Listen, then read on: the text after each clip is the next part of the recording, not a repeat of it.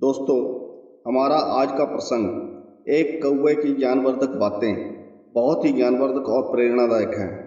दोस्तों, किसी ने कमाल की बात कही है कि चाहे भूखे मर जाना, पर ऐसे 4 व्यक्तियों से कभी भी मदद की गुहार मत लगाना। आज जो कहानी हम बताने जा रहे हैं, यह कहानी बहुत ही प्रेरणादायक है। हमारे जीवन में समय का पहिया चलता रहता है और कई बार ऐसा समय आता है कि हमें किसी दूसरे की मदद की बहुत आवश्यकता होती है। दोस्तों, अब प्रश्न यह उठता है कि हमें किससे मदद मांगनी चाहिए और किससे नहीं। कई लोग ऐसी दुष्ट प्रवृत्ति के होते हैं कि उन लोगों से अगर हम मदद मांगते हैं तो मदद करना तो दूर की बात, वह लोग हमारा ही अहित कर देते हैं।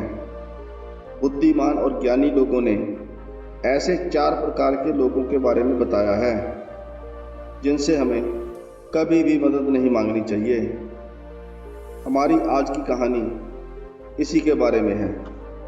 दोस्तों, अगर आप हमारे चैनल पर नए हैं और आपने अभी तक हमारे चैनल को सब्सक्राइब नहीं किया है तो जल्दी से हमारे चैनल को सब्सक्राइब कर लें ताकि हमारी सभी ज्ञानवर्धक और प्रेरणादायक कहानियाँ आप तक पहुँचती रहें। तो चलिए शुरू करते हैं आज की कहानी। एक समय की बात है कि एक बार भयानक सूखा पड़ा। बारिश के मौसम में एक भी बूंद बारिश नहीं हुई। सूखा इतना भयानक था कि मनुष्यों के साथ साथ जंगल में रहने वाले जानवरों और पशु पक्षियों के लिए भी अपना खाना जुटाना बहुत मुश्किल हो गया।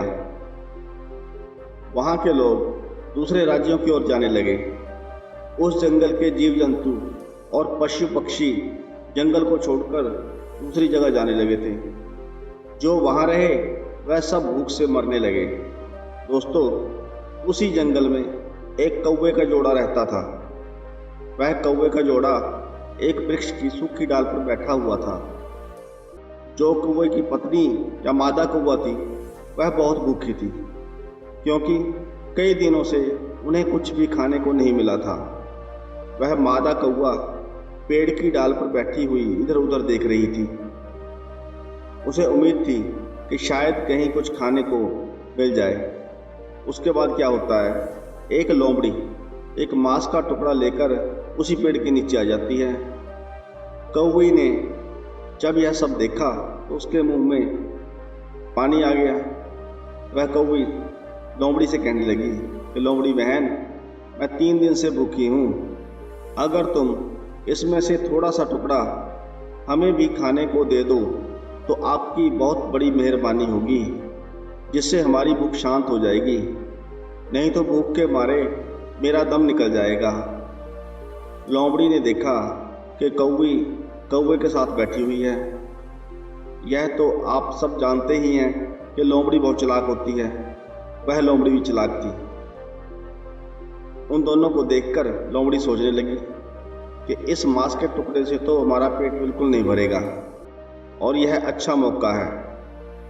इसको अपने पास बुलाते हैं, यानी कौवा कौवी को अपने पास बुलाते हैं, और जैसे ही यह कौवी मेरे पास आएगी मैं इस कौवे को मार कर खा जाऊंगी तो मेरा पेट भर जाएगा।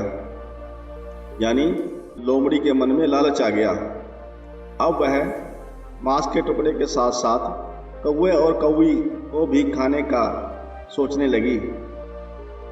चालाक लोमड़ी ने कौवी से कहा कि तुम घबराओ नहीं, तुम नीचे आ जाओ, तुम्हें मैं अपने पास बिठाकर बड़े प्यार से इस मांस के टुकड़े को खिलाऊंगी।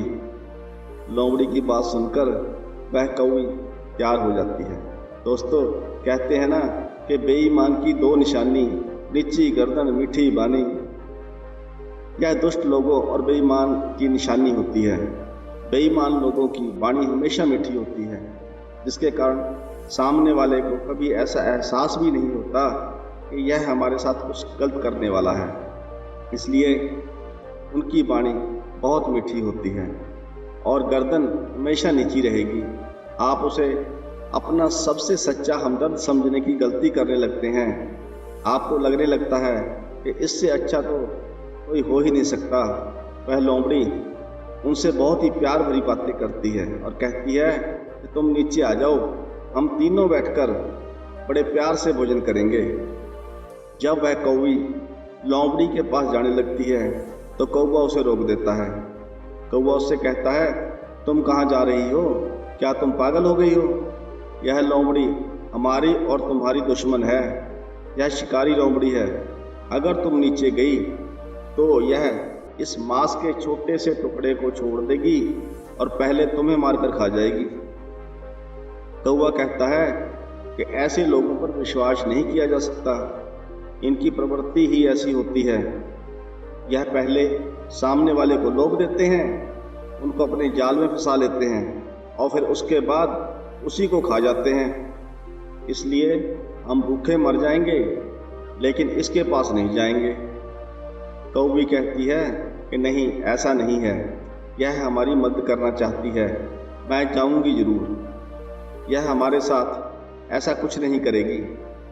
कौवा फिर उसे समझाता है कि तुम मेरी बात ध्यान से समझो, इसके पास मत जाओ, नहीं तो यह लोमड़ी तुम्हें मारकर खा जाएगी। कौवी फिर भी कौवे की बात को नहीं समझती। कौवा फिर उससे कहता है कि तुम ऐसे नहीं समझोगी, मैं तुम्हें एक छोटी सी कहानी सुनाता हूँ जिसे सुनकर तुम समझ जाओगी। दोस्तों, कौवी वहीं रुक जाती है और लोमड़ी के पास ना जाकर कौवे की बात सुनने लगती है। अब कौवा उससे कहता है कि कुछ समय पहले की बात है, इस जंगल में एक बरगद का पेड़ था और उस बरगद के पेड़ के एक खोल में एक तोता और तोती रहते थे। यानी बरगद के एक खोल में तोता तोती का एक जोड़ा रहता था और बरगद के नीचे एक बिल में एक सांप रहता था। उधर खोल में तोती जो अंडे दिया करती थी, वह सांप उन अंडों को खा लिया करता था। जब भी तोता तोती भोजन की तलाश में जाते थे और उनके अंडे अकेले रह जाते थे, तो सांप अपने बिल से बाहर निकलकर उनके अंडों को खा जाया करता था। कभी कभी तो बच्चे भी अंडों से निकल आते थे, तो वह सांप उनके बच्चों को भी खा जाया करता था। यह देखकर तोती बड़ी दुखी होती थी, बहुत परेशान होती थी। उसके साथ ऐसा कई बार हो चुका था। आज भी उसके अंडे सांप ने खाए थे, इसलिए वह बहुत दुखी थी और वह बैठी बैठी रो रही थी और इसी कारण से वह तोता भी बहुत उदास था। तभी थोड़ी देर बाद उस बरगद की एक डाल पर एक जल कौवा आकर बैठ जाता है। जल कौवे ने देखा कि तोती रो रही है। उसको देखकर जल कौवे ने उस तोती से पूछा कि तुम क्यों रो रही हो? तब उसने उस जल कौवे को अपनी सारी कहानी सुनाई और कहा कि मेरे साथ ऐसा कई बार हुआ है। जितनी बार मैं अंडे देती हूँ, जितनी बार बच्चे होते हैं, इस खोल में रहने वाला सांप उन्हें खा लेता है।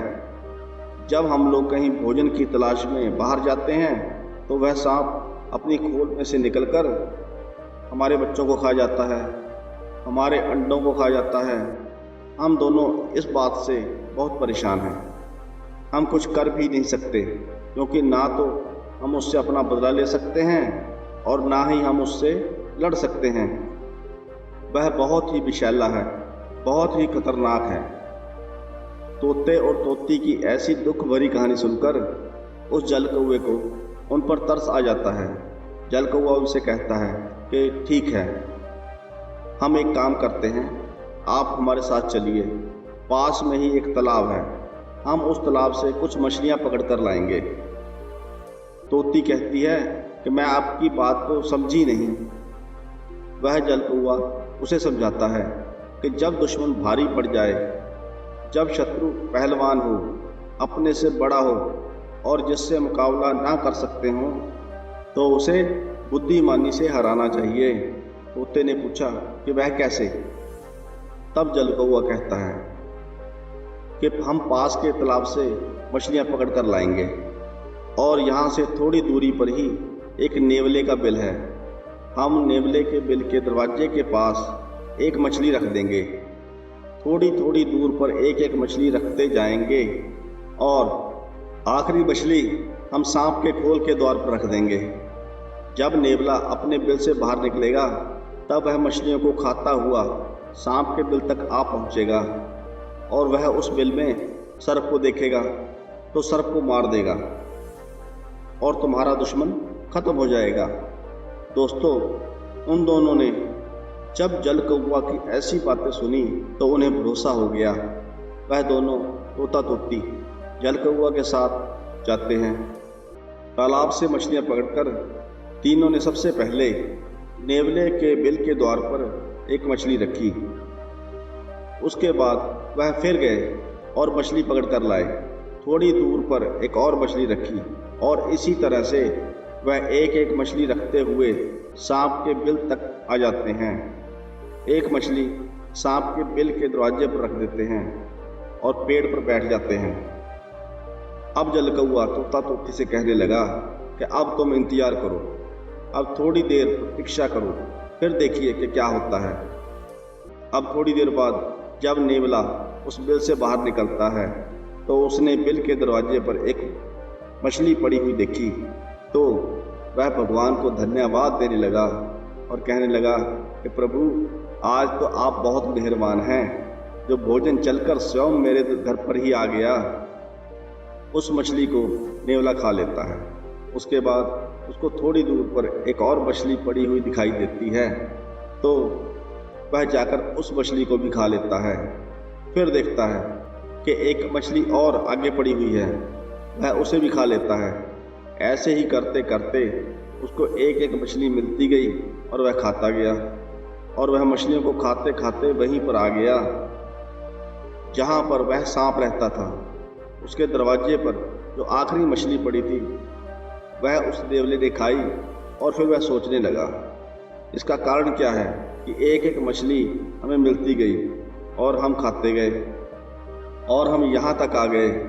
अब इस बिल को देखकर लगता है कि यह किसी का घर है। पता नहीं किसी ने हमारे साथ कोई चाल तो नहीं चली। चलो बिल के बाहर इंतजार करते हैं। अब वह नेवला उस सांप के खोल के द्वार पर बैठकर इंतजार करने लगता है। वह सोचता है, अगर कोई इस बिल में रहता होगा तो थोड़ी देर तक जरूर बाहर निकलेगा। थोड़ा इंतजार करने के बाद जब सांप बिल के बाहर आता है और नेवला उस सांप को देखता है तो वह उसे देखकर समझ जाता है कि यह इसकी चाल है। यह तो आप सब जानते ही हैं कि नेवले और सांप की दुश्मनी होती है। अब नेवला सांप से लड़ने लगता है। अंत में नेवला उस सांप को मार देता है और जीत जाता है।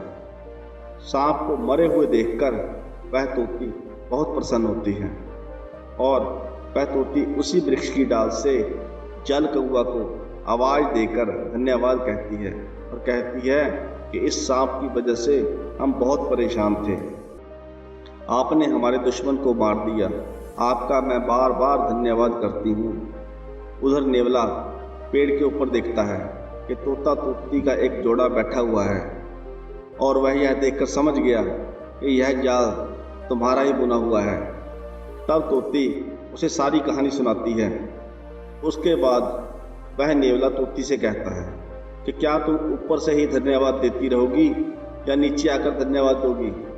उसके बाद नेवले की बात सुनकर वह तोती पेड़ से नीचे आती है और उस नेवले के पास जाकर बैठ जाती है। तब नेवला उस तोती को भी मार देता है और उसे खा जाता है। अब तोता पेड़ पर बैठा हुआ सोचने लगा कि एक दुश्मन से हम जीत नहीं पाए और हम दूसरे दुश्मन के चंगुल में फंस गए। दोस्तों, यही बात समझाता हुआ कौवा कौवी से कहता है कि वे तोता तोती एक दुश्मन के चंगुल से बच गए और दूसरे दुश्मन के चंगुल में फंस गए और वह तोती मर जाती है क्योंकि उसने नेवले पर भरोसा कर लिया था। वह यह बात भूल गई थी कि यह नेवला भी हमारा दुश्मन है और जो हमें नहीं छोड़ेगा। इसलिए कौवी, तुम मेरी बात को समझो, यह लोमड़ी हम दोनों की दुश्मन है। यह तुमको जरूर मार देगी। भूल करके भी इन 4 लोगों से कभी भी मदद नहीं मांगनी चाहिए। कौवे की इस बात को सुनकर अब कौवी पूछने लगी कि वह कौन से 4 लोग हैं जिन पर कभी भी इंसान को भरोसा नहीं करना चाहिए, उनसे मदद नहीं मांगनी चाहिए। तब कौवा समझाता है, पहला है जन्मजात दुश्मन या दुश्मन। अगर तुम अपने किसी दुश्मन से मदद की भीख मांगने जाओगे तो वह दुश्मन आपकी मदद नहीं करेगा, आपका अहित करेगा, आपको नुकसान पहुंचाएगा और आपको वह मार भी सकता है। इसलिए कभी भी अपने दुश्मन से मदद की भीख नहीं मांगनी चाहिए। दूसरा है अभिमानी या घमंडी व्यक्ति। अभिमानी व्यक्ति के पास भी कभी भी मदद की भीख नहीं मांगने जाना चाहिए। अभिमानी अहंकार में चूर होकर दूसरों को परछाई के समान तुच्छ मानता है। वह सोचता है कि उसके बिना दुनिया का काम नहीं चल सकता। अपने से अधिक गुणी व्यक्ति के बारे में वह सुन नहीं सकता। अगर तुम अभिमानी व्यक्ति के पास गए तो वह अपने घमंड में आकर के तुम्हारा अपमान कर देगा, बदले में देगा कुछ नहीं, आपकी सहायता नहीं करेगा। इसलिए चाहे भूखे मर जाना, पर अभिमानी व्यक्ति से कभी भी मदद मत मांगना। तीसरा व्यक्ति है कपटी या मतलबी इंसान। कपटी व्यक्ति के पास भी मदद मांगने के लिए नहीं जाना चाहिए, क्योंकि कपटी व्यक्ति जो होते हैं वह कपट भरे ही शब्द कहते हैं। अपने कपट भरे शब्दों के द्वारा आपको कहीं ना कहीं फंसा लेंगे और तुमसे फ़ायदा उठा लेंगे। कपटी इंसान आपका कभी भला नहीं करेंगे, बल्कि सामने से अच्छा बनकर भी आपका ही बुरा करेंगे, जिससे तुम्हारा बहुत ज़्यादा नुकसान हो जाएगा और तुम्हें पता भी नहीं चलेगा। इसलिए कपटी व्यक्ति के पास भी कभी भी मदद मांगने नहीं जाना चाहिए। चौथा व्यक्ति है नशेबाज। नशेबाज व्यक्ति के पास भी कभी भी मदद की भीख नहीं मांगनी चाहिए। जैसे आप कहीं जा रहे हैं, रास्ते में खड़े हैं, आपको कोई साधन नहीं मिल रहा है, कहीं भी कोई गाड़ी वाला नशे में आ गया और उसके लिए आपने हाथ दिया और उसने रोक दिया और उसकी गाड़ी में बैठ गए। आप सब तो जानते ही हैं कि नशे में आदमी गाड़ी या वाहन कैसे चलाता है। वह कहीं ना कहीं जाकर या तो अपनी गाड़ी को ठोक देगा या फिर गड्ढे में डाल देगा। वह खुद तो मरेगा ही और तुम्हें भी मार देगा।